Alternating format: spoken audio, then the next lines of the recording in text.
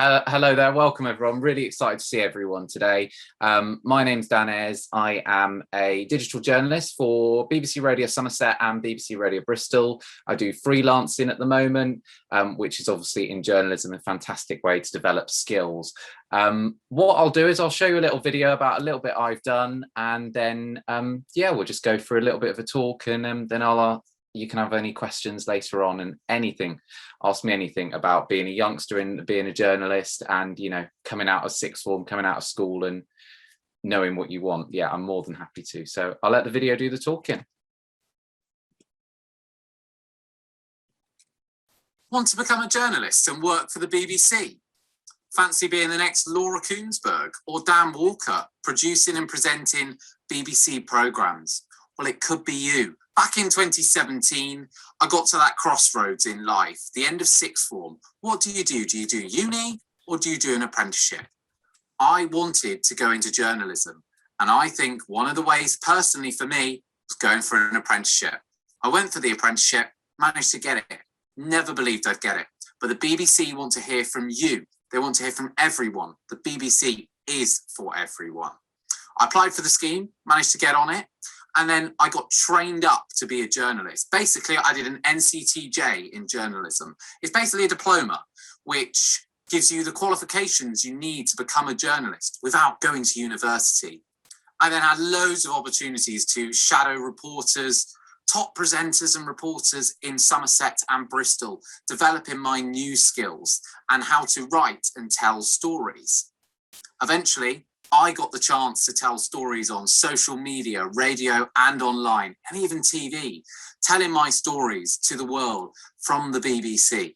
It's a wonderful opportunity, and if you fancy becoming a journalist, it's the perfect way. And they haven't just got journalism scheme as well. Loads of apprenticeships are offered from the BBC. So definitely consider an apprenticeship. You never know. You could be sat behind with a BBC lanyard on in just a few months' time if you go for it. Apply for a BBC apprenticeship scheme and it could change your life. My DMs are always open for budding journalists. Good luck. So that gives you a little bit of a flavour of my job. I think the pictures in there sort of sum up what local radio journalism is all about. Going out reporting on snow. That one, I was up the Wellington Monument. I was up the scaffolding there and doing some filming, and then filming a bird that had just won some award of RNS Yeovilton. I think that sums it up. Those little local stories. That's what I absolutely love, and it's a perfect place to start. So a bit about me. So just a little bit of an introduction. So I studied just up the road at Churchill Academy between 2010 and 2017. So I left school 4 or 5 years ago now. So I'm 22 myself. I was always passionate about media studies, and I always wanted to work for the BBC. I really felt I was quite passionate about that, and I've always wanted that. So that was a dream. I applied for the BBC apprenticeship scheme. I also applied for uni. I think whatever age you are, keeping options open is really important, because you just don't know what's going to be around the corner. And if, for example, I got to the last stage of my apprenticeship scheme and didn't get it, I would have been totally stuck. What would I have done? Would I have done a gap year? Would I have tried to apply for other things? It's always good to apply for lots of different things. Keep your options open. So as I said, I got an interview, was accepted, which was amazing. And I was mainly based in Taunton, which it was brilliant because I'm Cheddar boy myself. I live in Cheddar. So it's perfect for me to be able to do something I love so close to my heart, and so close to me as well. I studied my NCTJ journalism, which is Wolverhampton. NCTJ, if you're not sure, and I'm sure some of you may be aware, but it's just basically a qualification for journalism. It's university graduates will do it as a side part of their course. It teaches you how to your media law. It teaches you, public affairs, all about your local councils, your governments, and everything like that. And then also like shorthand for court reporting. It's a really good thing. So we got put through that with the apprenticeship, and that was the joy, is that I got to develop my skills whilst on the job, which was amazing. So I graduated. And as I said at the start, I'm now a freelance journalist after graduating at Radio Somerset and Radio Bristol.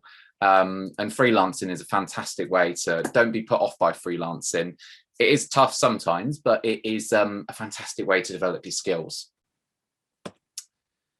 So BBC apprenticeship schemes, and I know a lot of you guys are interested in the media, are interested in journalism in particular, but it's not just the only way, because, you know, as a journalist these days, you can do everything on this little gadget here called a mobile phone. The amount of stories I've gone to, and I've done telly, I've done radio, and I've done social media all on my phone. And I've, for example, just recently, I went to the barber's on the 12th of April when we were allowed our haircuts. I just said to my barber, do you mind doing a quick radio interview? And we did it all straight off the phone. And that's how amazing. And it sounds really clear. So I think, yeah, if you're trying to practice stuff, make sure you make use of a phone. It's a wonderful tool to use, especially the phones these days. So schemes include, I could waffle on forever, sorry, journalism, production, design, engineering and technology, business and law as well. And where it talks about production, that could be that you're really interested in news, but actually you want to be filming the news. I've got a few friends that work in London, and also one of my friends who was on the apprenticeship scheme wanted to become a journalist, but sort of moved into the camera journalist way.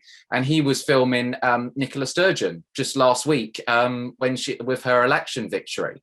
And I mean, that shows that, you know, he's a journalist, but he's still having to film, having to do these skills.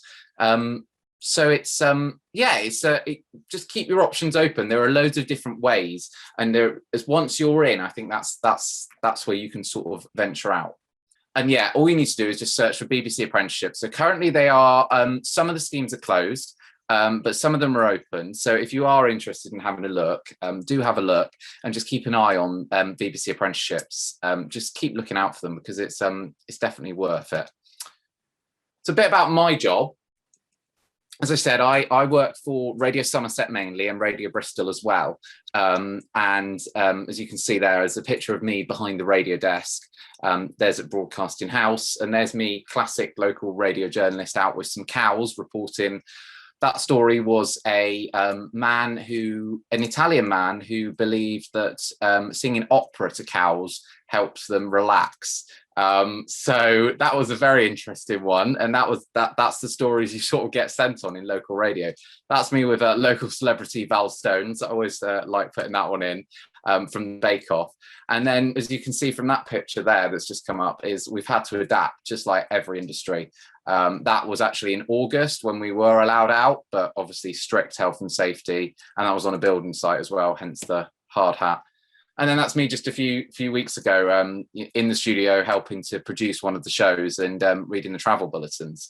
So yeah, I'm very lucky. I really enjoy my job, and I think my one tip is, just because, you know, we're local, it doesn't mean you have to go, you know, up to the big cities to train and learn. You know, there are opportunities right here.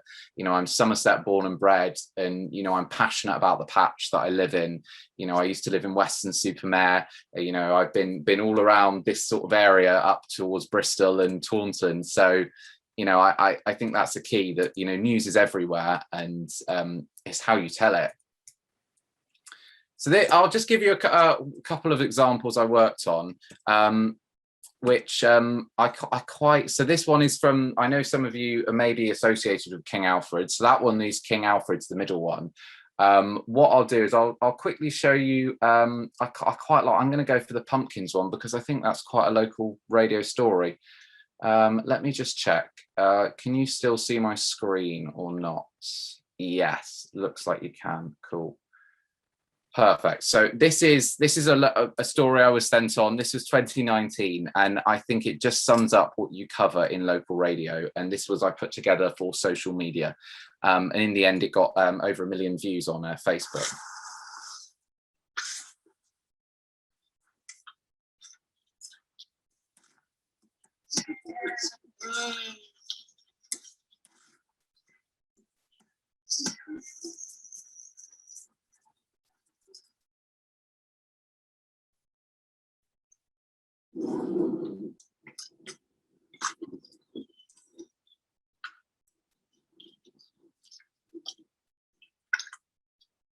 I just grown this pumpkin and it is a big one. I'm so excited about it. I'm so pleased that it's actually grown. I've been trying for years to grow a big one. We've spent a lot of time together, at least an hour a day. I've watched this pumpkin grow from the size of a walnut to the size of a man. It's been an emotional time. It's taken me 30 years to achieve this dream, and much better to go with an elephant at the zoo than in a suit.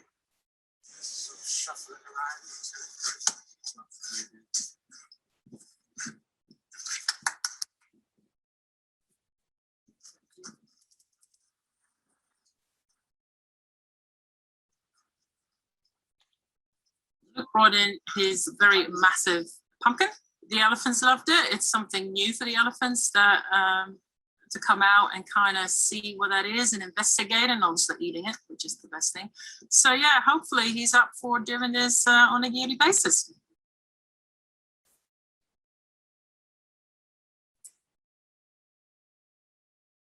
So that's one of the stories that I did, and it's I think that sums up the West Country and local radio. It was a brilliant story to do. I'm just going to bring back my screen. Hopefully that should come back. And yeah, it was one of those stories that you sort of just like, it's a madness story. So yeah, it was good fun to tell, and people loved it. What people like on Facebook, and I'll show you this one as well, because this is from Burnham-on-Sea, and this one is probably my favorite ever video I've put together, and it did so well, and it shows you the power of the BBC, because Newsround picked up on it and used some of my pieces, and I think what I want to have a chat about in a minute is where you get your news from. So while you're watching this, just have a think and where you get your news from, because it's changing every single sort of couple of days. So new technologies are being created, and I think it's a really interesting talking point. So just have a watch of this and have a think. I'm just gonna have to share my screen. Sorry.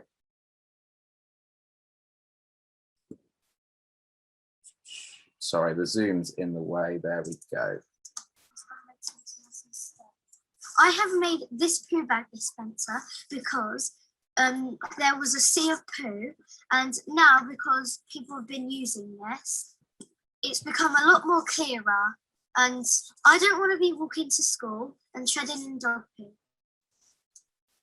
So I'm going to make sure it's one, because you don't want someone taking out. I'm really proud of Ivy. This is all her project. She has ADHD and sometimes struggles to get motivated or stick to a project, but this she's really into. I mean, it's been a good few weeks now that she's had this going, but yeah, really proud.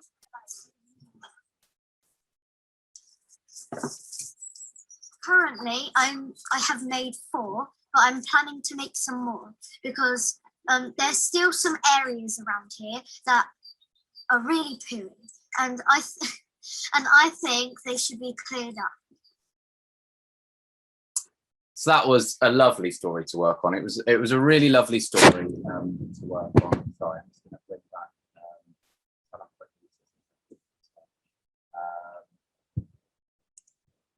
Presentation now. Shout if not.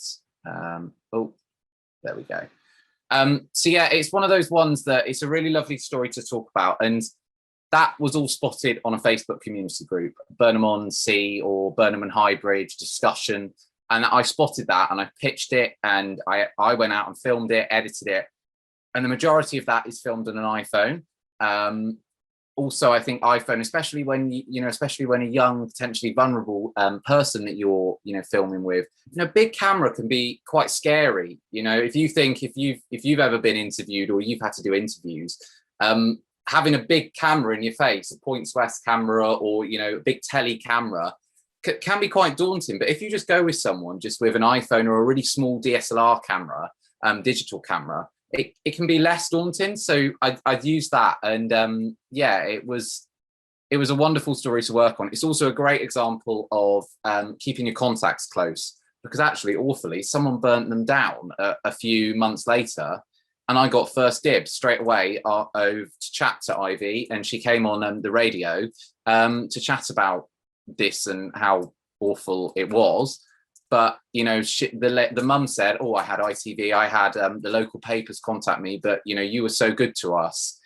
We wanted to give this to you first." And I think that was nice, because I always treat every single guest, the same. I want people to respect, me, and I want people to, to feel comfortable chatting. People are opening up their stories, and that's something you need to bear in mind if you want to become a journalist. You just got to make a good example every single time. Let's just move on the slide. I'll briefly show you some of the radio examples I do. As I said, I work for Radio Somerset, and I have a very big passion for radio. It's a wonderful thing, listening and creating that sound of radio, because obviously you can't see on radio, so you have to be extra creative, extra descriptive of your language. I'm very passionate about radio, so just have a listen to a couple of minutes of this, of what I've done on radio. Walking, running or cycling, the Strawberry Line provides stunning Somerset scenery. Following the tracks of the old railway line closed in the 60s, I'm currently walking the Cheddar to Axbridge section. If I look to my left, I've got the beautiful blue glow of Cheddar Reservoir. Turn behind me and there's the gorge in the distance. Currently though, the popular 11-mile path from Yatton train station into Cheddar comes to a halt. Plans could change that. The hope is to eventually link the Cheddar path to Wells, Shepton Mallet, and even Glastonbury. Dan has been looking into this and how the last year has really impacted our learner drivers.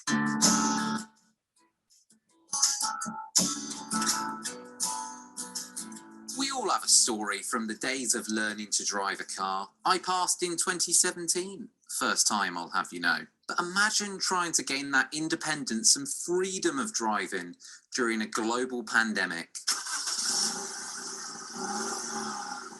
Since the coronavirus pandemic began last March in 2020, all driving tests during the 3 national lockdowns have had the brakes put on. According to the deviation around Yeovil, why do you do it? Because this bit is going to get to animals, and I don't really want animals eating it. And what are you currently picking up now? Describe what's on the floor for me currently.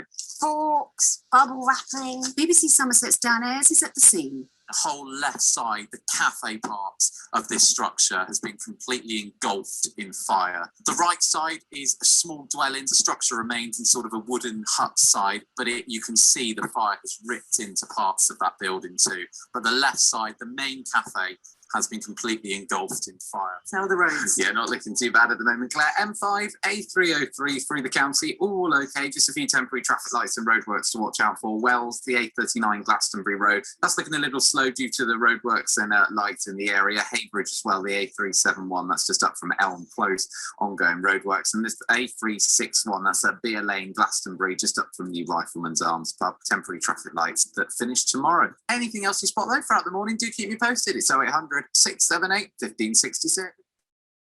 So that's a little bit of the radio side. As you can tell, I'm very passionate about radio. I love radio. It's a wonderful medium to talk and broadcast on. That's what every week at the moment I do help to produce the Friday breakfast show, and up at the early hours. That's one thing they don't tell you before you get into journalism. The hours are all over the place. So it's a 4:30 alarm for me tomorrow morning for the breakfast show. But I absolutely love it. Broadcasting and helping to produce and talking to guests. It's really good fun. After the recent storm. So this is one of my. I will leave the example. This is the last example I'll show you. So this is one of the my TV news package I did for West Midlands, and it was a really good one to do. This was all shot because it was part of our college work and part of my graduation and NCTJ I had to study for. This was all shot on an iPhone and all recorded on an iPhone. And I just want you to just take a look at the quality, because I sometimes can't believe that it's all been shot on an iPhone. So see what you think of this. It's in a harsh winter. Let's restart it. Sorry. After the recent storms and a harsh winter, these are ruining our roads again. The beast from the east may have passed, but its legacy lives on. So where should we go this afternoon? A cyclist group in Evesham says that potholes are a particular risk for people on two wheels. Every puddle that we come across, we have to assume that there's a hole underneath it. Often it's not the case, of course, but so often it is. And if we don't make that assumption, then we're putting ourselves at great risk. Evesham wheelers regularly take part in cycle events in the area. While the club enjoy their races, potholes are a big issue. The council say they're committed to making safer roads for not just cyclists, but for motorists as well. And there are funding available from the Department of Transport for this pothole problem. Garages like this one behind me, though, seen a huge increase in cars coming in with pothole repairs. Some motorists are even planning their routes specifically to avoid the worst hit areas. For garages like this, potholes are a money spinner. Well, I like the trade, obviously. Yes, these roads need to be sorted out. The repairs, some I've seen that have been inadequate, and the whole disappears again. How it's going to affect things, I don't know. People are still going to find potholes. So a pothole-free future could be one step closer. For road users, it can't come soon enough. Dan Ayers, BBC News, Evesham. So that was my story from Evesham. Yeah, I think telly is obviously you've got the added advantage with television of talking and with your pictures. You can talk to your pictures. They help describe the thing and that and what you're talking about. So I think that's when you talk with the difference between radio and obviously telly. And it's a really simple thing, but you can see stuff. And I think that's what you've got to get in the mindset. If you do ever want to do radio, you've got to get in that mindset of being really creative. Little sound effects, you know, when I was walking down the Strawberry line, you know, footsteps clearly showing that you're out and about, recording that, you know, it really helps. Whereas actually when you're in telly, you know, you can see someone's walking, so you've got that advantage. So it's really fascinating, that debate.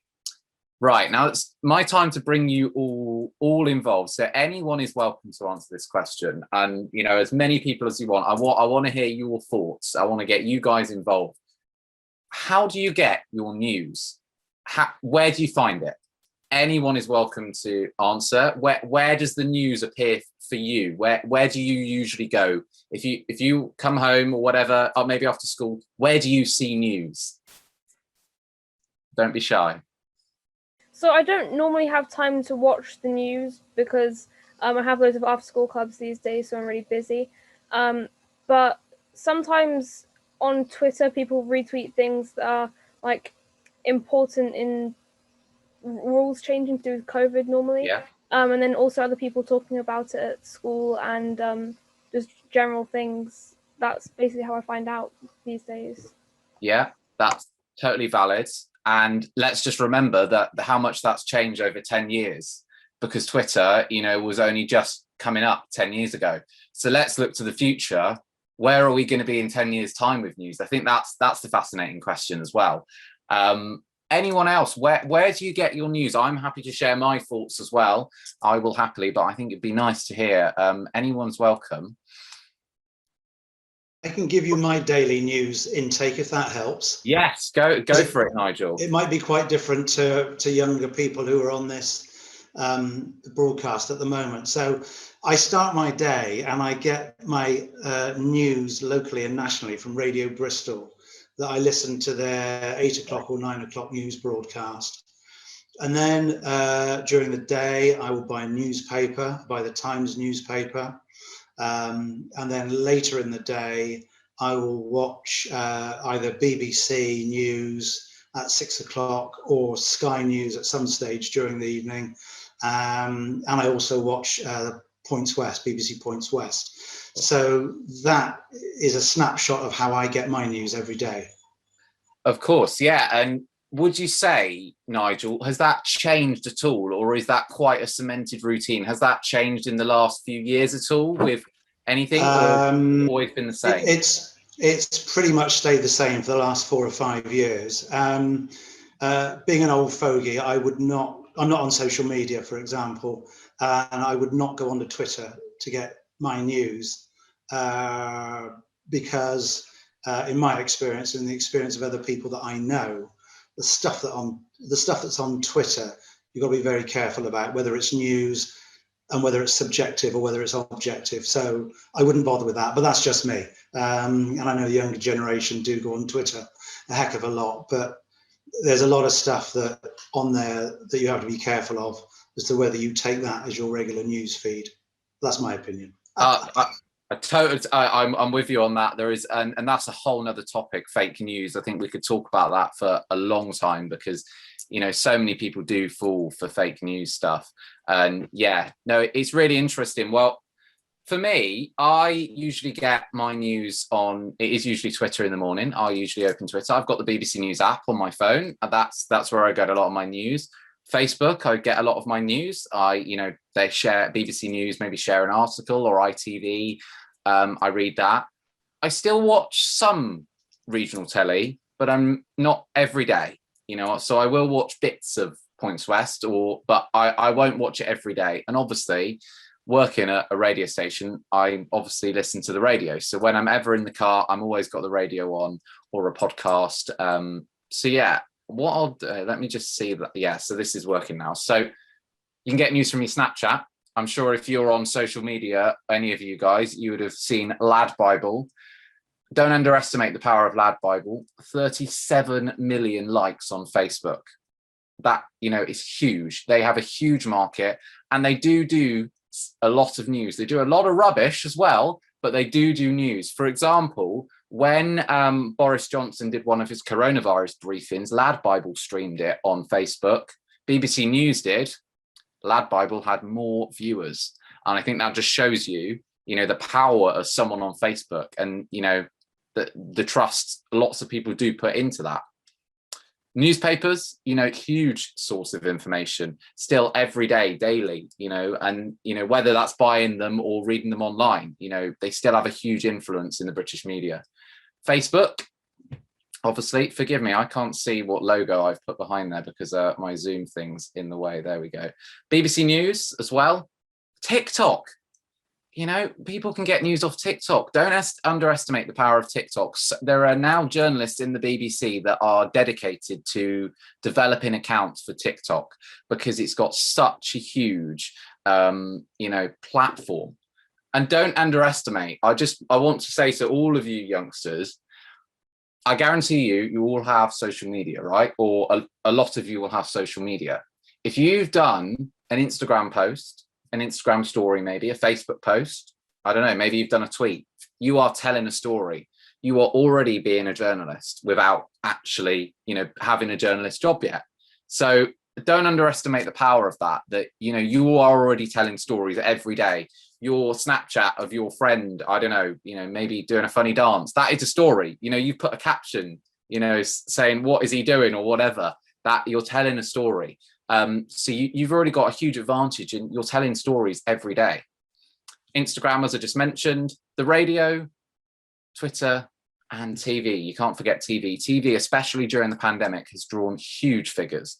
You know, the regional bulletins get so much more figures than they would have done maybe this time a couple of years back, just because there is an appetite for local news, knowing the figures, knowing what's happening in the area.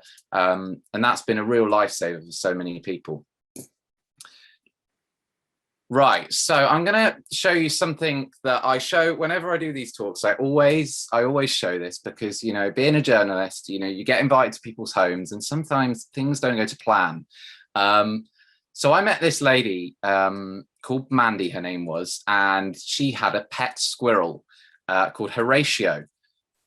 Let's just say things didn't go quite to plan while I was there. So I will show you a little blooper that happened. I don't think I've ever had this in a story. That's me, obviously. Right, he's okay, maybe. Yeah, so Mandy, yeah, what does he like to do around the house? Oh, Dad, you gotta keep your hands down. Oh, yeah. Hang on, maybe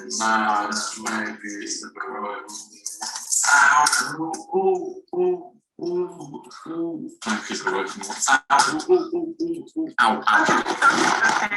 Ow, ow, ow. That's really hurt. Ow! I had to Was me that time.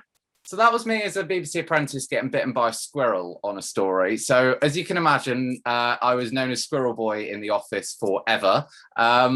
But it just shows that things happen sometimes on stories that you really, really do not expect. And I will never live that down. I just want to clarify, I am absolutely fine after the squirrel bite. It's 3 or 4 years later now, but I did have to go to A&E and get checked out, which is something that, you know, you wouldn't think of usually, of going to A&E for a squirrel bite. But it's something that happens in, you know, when you're invited to people's homes, and obviously I haven't been able to do it as much recently. But things do go wrong sometimes. So yeah, it's a funner side to the job. One thing I did want to touch on, and I skipped this, is just university versus apprenticeship. And then I'll give you a chance to answer any questions. You know, nothing, you know, you can ask anything, nothing's off limits. You know, I'm absolutely happy to answer questions. University versus apprenticeship. It's a big question, because university, obviously, you've got to pay for it. Apprenticeship, you get paid. It's a real way up. I think my opinion was, personally, university wasn't for me. I see the benefits though from both sides of the argument. So I can understand why some people like uni more and some people prefer an apprenticeship. My opinion, as I said at the start, apply for both. If you're considering going into journalism or any career, you know, I think, you know, look at apprenticeships, look at university. Obviously, the only thing I'd say is, for example, if you want to be a teacher or a doctor, you know, you really need to go to uni. But the media side of stuff, being a journalist, can be done as an apprenticeship. And that, I think, is a wonderful way to get yourself in the door. And, you know, if I'd gone to uni, you know, and I'd come out of uni now 4 years later, I wouldn't be in the position I'm in right now, you know. And I'm not saying I'm a big BBC reporter or anything or not. I'm just a very local journalist. But, you know, that's what I've always wanted to be. And that was the apprenticeship gave me that. See what happens, then you have a decision to make. Always best to have options. And then we've had that one. So finally from me, just a few top tips, and I'll give you any chance. That's my Twitter down there, and then BBC Get In. If you're on Twitter, follow that. That's the key one. At BBC Get In. They retweet loads of different opportunities to get into the BBC. Don't think the BBC is not for you. It is. We pay our license fee or your parents pay the license fee. You know, that is for us. It's for everyone. So don't be afraid of it, of applying for it. You know, you have a really good chance. I never believed I'd be working for the BBC at, you know, the age of 22. So it 100% could happen for you. My top tips from me is, you know, being a youngster in the industry, it's a tough industry. Always stand up for your ideas. If you believe something's a story, you know, really stand up for your ideas, talk to your editors, and you know, just be confident. You have to be passionate about what you do as well. You know, every story you go into, if you go in half-heartedly, you might tell a rubbish story. You know, you've got to be on your best. I've had calls before, you know, to the radio station, picking up on something that I even say just on the radio. I've really worked recently on saying three, because you know, people pick up on stuff like that, especially when you're broadcasting. They expect you to never make a mistake. So you've got to have quite a tough skin sometimes.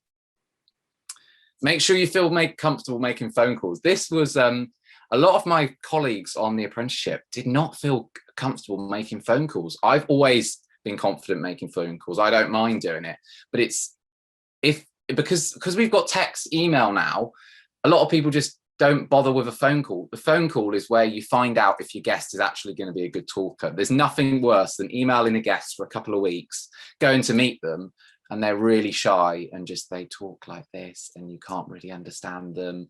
And you just think, if I'd just done a simple phone call, I would have found out 2 weeks ago that they weren't the perfect guest or they weren't the right guest.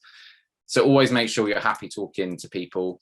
Be confident when meeting people. Give them an elbow bump. Obviously, it used to be a nice firm handshake, but elbow bump in these times. Keep contacts. That's a huge one, especially in the industry, because the amount of stories I've got from, you know, contacting someone and they've gone back to me and, you know, they've liked, you know, the report I did, and they've come back to me and sent me a message saying, would you like to do an update? And, you know, that was straight away. And never give up. I know it sounds really cliche, but don't give up, because, you know, there are so many opportunities to get into the media, and yeah, you just need to look around and, you know, you will get that. So I will open the floor to any questions. You can ask me whatever. Anyone feel free, you know, whether that's my experience in local radio, whether it's getting into an apprenticeship, I'm more than happy to answer. Some people might not have questions, but if we start on my screen with Jack. Jack, do you have a question for Dan? Yeah, have you who is the proudest person you are to have met on the radio? Oh, that's a great question, Jack. I've met some amazing local people. I love the fact that we have the power to tell people stories. I love the fact that, for example, I met a lady recently and spoken on the phone. She has a brain tumor and she doesn't know how long she's got to live. And the way her outlook, she was just talking, I'm in awe of. And I get that daily. I speak to amazing people. Interviewing Val Stones from the Bake Off was quite fun, and we made mince pies. So I got a Bake Off star mince pies, which was quite nice. But for just that girl that I showed you earlier, the dog poo bag dispensers, just the power of the video that I put together sort of changed her life, because, and that's not meaning in a weird way, but she had so many interviews with ITV and different people, and, you know, that all started from me just spotting her. So yeah, I think sometimes the little stories, just meeting people, you know, anyone, normal people, you know, there's not necessarily a celebrity. You know, I haven't interviewed Boris Johnson yet, but that's on the list. I'd love to do that in the future if he came to Somerset. But great question, Jack. Thank you. We've actually got someone with us, Dan, who's interviewed, actually, I think we've got a couple of students with us who've interviewed Mr. Johnson, so slightly ahead there. Oh, wow. I'm very jealous. Oh, yeah, you'll have to give me some tips on that one. I think I'd be shaking if I was interviewing him, I'll tell you that. We've got Jacob and Dawson as well. You interviewed him, didn't you? When we went yeah, you went into Downing Street. Yeah, when we went to Downing Street, it was really good to be able to meet him, and we got to ask him a couple of questions, and it was great. And then I'm from King Alfred's as well, so when he came to our school as well, we got to meet him twice. So yeah, I've been really lucky. That's amazing. That's amazing. You've got that for any application you've got in the future, Dawson. You know, you've got that. You know, no one could take that away with you. You can say, from that moment of interviewing Boris Johnson, you know, I knew that I wanted this, or something like that. You know, that's fantastic. Oh, great. Yeah, very jealous. Certainly a good name to drop, isn't it? Yes, definitely. Dawson, do you want to ask a question to Dan while you're on? Yeah, I was just wondering, for instance, I'm really interested in presenting on radio and that kind of thing, I'd be interested in going into the future.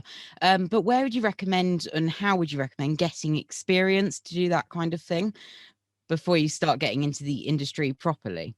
Of course. Yeah, great question, Dawson. I think I was really lucky with the apprenticeship, you know, that sort of thrusted me in that. So first of all, I'll obviously plug apprenticeship. If you can get an apprenticeship, amazing. Second of all, local community stations, they're amazing, brilliant, and they are always looking for youngsters to get involved in radio. And it's a fantastic way to develop. I don't want to say, you know, you can get away with mistakes, but it's not like you know, you can make mistakes and learn from them very quickly. And, you know, it's not like a high risk situation. So that's a fantastic way to get in. Also, everyone seems to be having a podcast at the moment. So, you know, if you wanted to create a podcast, you know, creating that, developing it, that's something that's good.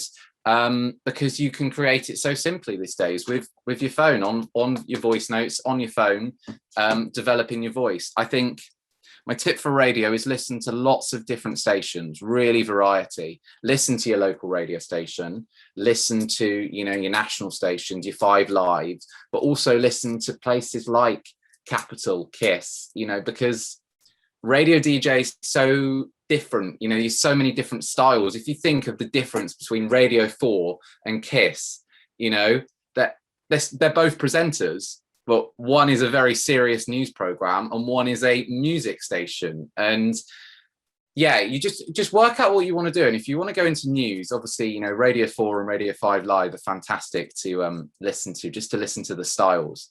But yeah, try community stations, write to local stations. And yeah, that's my best tip for that. Thank you. That's really great. No worries. Lovely, thank you. Olivia, do you have a question? Yeah. What inspired you to be a journalist? Oh, great question, Olivia. You should be a journalist after that. That's a great question. What inspired me? Now, actually, it was actually watching the TV. I watched, if you know George Alagaya off the 6 o'clock and 10 o'clock news, been presenting news for many years now. And actually, it was the Iraq War. So it was 2003. I remember watching him, and he was in one of those big jackets that said press on the front, and he was presenting. And I just thought, how is he doing that job? He's in a war zone and he is just talking just to a camera with everything going on behind him. And I thought, how can he not just like break down in tears or, you know, like have no emotion and just tell you the facts? And I saw that and I thought, yeah, that's for me. I really want to do that. I visited the BBC headquarters broadcasting house in when I was about, well, you saw the picture in the first film, when I was about 12, 13. And I absolutely love it. And I fell in love with the industry. And I'd always loved the BBC. And I knew then, I actually did a talk, my speech in year 10 was why I want to become a journalist. And so I think from that moment of always consuming media, I knew. But yeah, I think that was the moment I knew. And then once I got into sixth form and saw the apprenticeship, I was just like, I've got to get this. So yeah, great question though, Olivia. Lovely, thank you. Sasha, do you have a question? Yeah, I do, if that's okay. Cool. Does work ever stress you out, and how do you deal with it when you get stressed? Sasha, all the time. Yes, it does stress me out. Yeah, on a serious note, though, it has been tough the last year, you know, reporting on, I never believed I'd be reporting on, you know, a pandemic and the amount of deaths that happen and cases, you know. So yes, on a serious note, yes, it has been really tough the last year. And you have to try and focus on like the positives and try and be positive and upbeat, especially on the radio, because what's worse, can you imagine turning on the radio and just hearing, you know, the presenter, which is Claire, who I work with at Somerset, and me, for example, who, you know, working alongside her. Imagine if we just sound really dreary, you know, on one of those big days, if we just sounded really monotone, you know, it would get you down as well. You have to really hype yourself up. You know, you can't imagine me just going on and just, you know, saying, you know, oh yeah, I've had a rubbish day. I don't feel well, you know, I just feel rubbish. You know, you've got to really hype yourself up.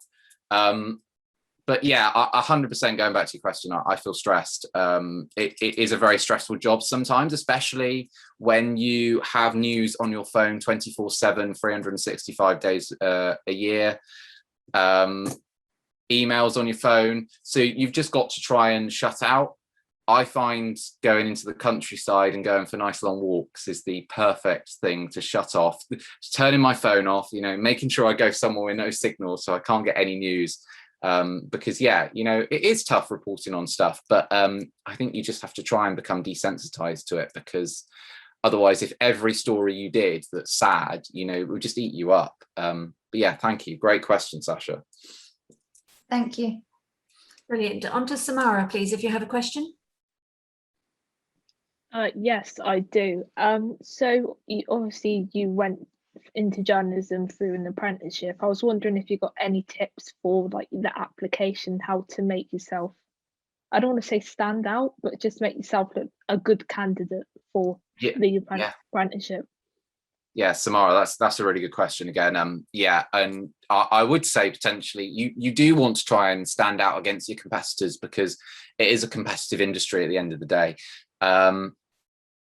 I think everything that you've done relate back to the job description. if you've got a job description, if it says you need to be confident, you need to be enthusiastic, you know, just literally say, I've been confident when I did this at school, or I've been part of this football club, I've been part of this gymnast club, for example. You know, that shows dedication. You know, you're passionate about something, shows you're a human being as well. You know, you've got interests. You know, relate everything back to what you've done in your life, and don't think it may be really tiny. You know, I related back, I'm a volunteer football coach in Weston-super-Mare, and I related that back to my job description, and I definitely think that helped. You know, my confidence boomed after, you know, doing coaching and stuff like that. I think every tiny little thing, no matter how it is, so whether you're part of this group, you know, don't undersell it. You know, it's huge. You know, just coming to talks like this is, you know, you're giving your time up. You know, you don't have to do this, but you've decided to do it. You know, also just things like, you know, just making sure the application doesn't have any spelling errors and stuff like that. Just, you know, I'm 22. I still live at home. My mum, if I ever do a serious email, my mum always checks my emails. It is a really important thing. Mums know best. And it's really good to just have a proofread and just check over everything. So whenever I apply for a job or do a serious email, she'll have a look over it and just proofread it, because it's really good to do. So yeah, that's my tip. But you know, don't be afraid of applying for apprenticeships. You know, however scary the BBC might seem, or the ITV, there's loads of them. Don't just think ITV. Don't just think BBC. There's ITV. There's loads of different apprenticeship schemes. So yeah, just relate everything back you've done. That's great advice. Thanks, Dan. Jacob, do you have a question for Dan? Hiya. I was just going to ask if you have sort of a set interviewing style, or does it sort of change with every person that you talk to, I suppose, especially in more local radio? Great question, Jacob. Yes, it does change. I feel it does change depending on the guest you are. I always go in, you know, knowing what I want. For example, when I'm driving to a story, if I've been sent out, let's say one of the stories earlier, the poo bag dispensers, and I knew in my head what I wanted. I knew, you know, I wanted what questions I was going to ask her. It's always good to have that idea of questions in your head going to the story, knowing what you want from it, and having a think of what's the actual news here. And, you know, I was already thinking, you know, 9-year-old Ivy has been telling us, you know, and I'm already thinking that. But 100% it does change. It changes because of the situation. I actually interviewed a lovely lady from Chard who is in a wheelchair, and she's got cerebral palsy and she struggles talking. You know, so that 100% changed my interview technique, because, you know, I wasn't sure how much I was going to get out of her to start with. And she actually had a talking aid that she helped with a computer sort of on her wheelchair, which helped her. So what I did, and what some of the journalists more experienced at the station told me, is just put it on record as soon as you enter the house, because then whatever you get, you know, for the 20-30 minutes that you're there, you've got, because you just don't know how much. And she was amazing, you know, she was brilliant at talking, but you just don't know what, you know, certain case studies are going to be like and certain people are going to be like. So yeah, it does change pretty much every interview I do. And yeah, when you meet someone, you make that connection. It's harder obviously over the phone or over Zoom or stuff like that, but yeah, 100%. Yeah, thank you. I was just going to let you know as well, sorry, at our sixth form, so King Alfred School sixth form, and we're looking to start a broadcasting society. And I might email you later if you're able to sort of help with some of our students. Yeah, absolutely fine. Not an issue at all. I'm more than happy with stuff like that. That sounds amazing. And yeah, always happy to help with stuff like that. Thank you very much. Thank you.